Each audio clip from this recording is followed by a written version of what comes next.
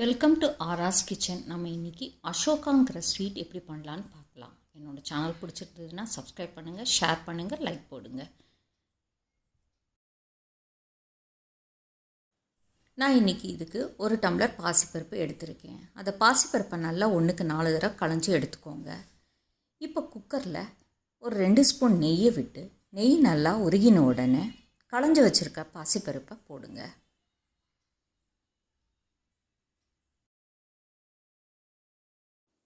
களைஞ்ச பாசிப்பருப்பை நெய்யில் போட்டதுக்கப்புறம் அடுப்பை சிம்மிலேயே வச்சு மெதுவாக வறுத்து விடுங்க.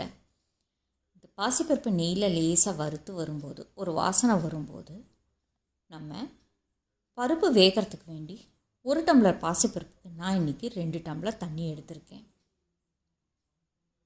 2 டம்ளர் தண்ணி விட்டதுக்கப்புறம் குக்கரை மூடி வெயிட் போட்டுடுங்க.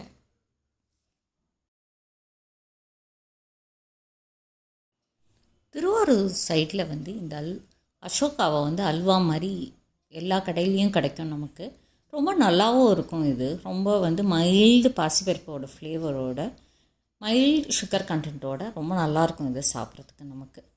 இப்போ ஸ்டீம் அடங்கின உடனே குக்கர் திறந்தீங்கன்னா பாசிப்பருப்பு நல்லா வெந்து ரொம்ப பஞ்சு மாதிரி வெந்திருக்கும். உங்களுக்கு கையை தொட்டு பாருங்கள், இந்த மாதிரி ஸ்மாஷ் ஆகிருக்கும் உங்களுக்கு. இப்போ இந்த வெந்த பாசிப்பருப்பை ஒரு மிக்ஸி ஜாரில் போட்டு நல்லா வெண்ணெய் அரைச்சி வச்சுக்கோங்க.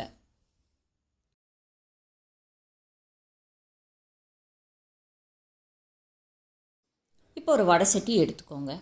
அதில் 1.5 ஸ்பூன் நெய் சேர்த்துக்கோங்க.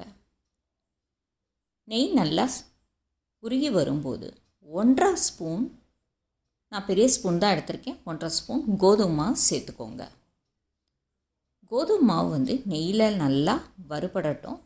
கறியை விடாமல் பொறுமையாக அடுப்பை சிம்மிலேயே வச்சு நல்லா வாசனை வர அளவுக்கு கோதுமை மாவை வறுத்துக்கோங்க. கோதுமை மாவு நெய்யில் வறுக்கும்போது ஒரு நல்ல வாசனை வரும். அது வரைக்கும் பொறுமையாக நல்லா இந்த மாதிரி தேய்ச்சி விட்டு கிண்டி கொடுங்க.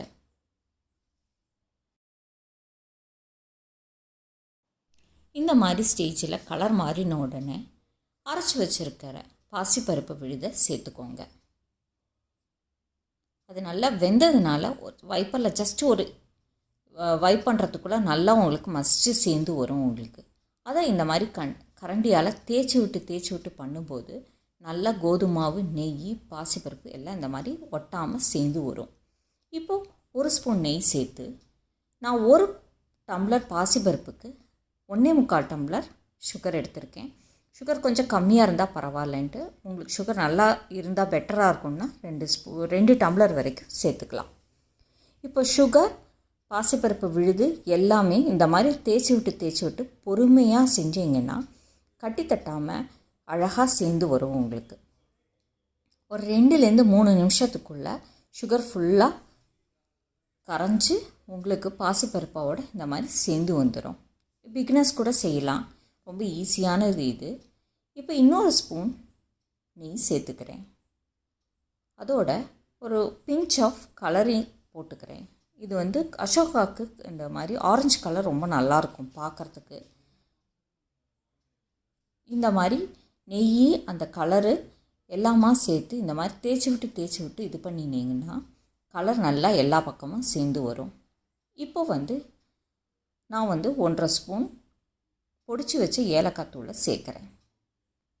அதை சேர்த்ததுக்கப்புறம் இன்னொரு ஸ்பூன் நெய் விடுறேன். நல்லா நெய் எல்லா பக்கமும் அல்வாவோட கலந்து வர மாதிரி பொறுமையாக கிளறி விடுங்க. இதுக்கு கொஞ்சம் ஒரு 7 ஸ்பூன் நெய் விட்டால் தான் உங்களுக்கு அசோகா நல்லாயிருக்கும். இந்த மாதிரி ஸ்டேஜில் நெய் லேசாக வெளியே பிரிஞ்சு நல்லா வரும்போது அடுப்பை அணைச்சிடுங்க.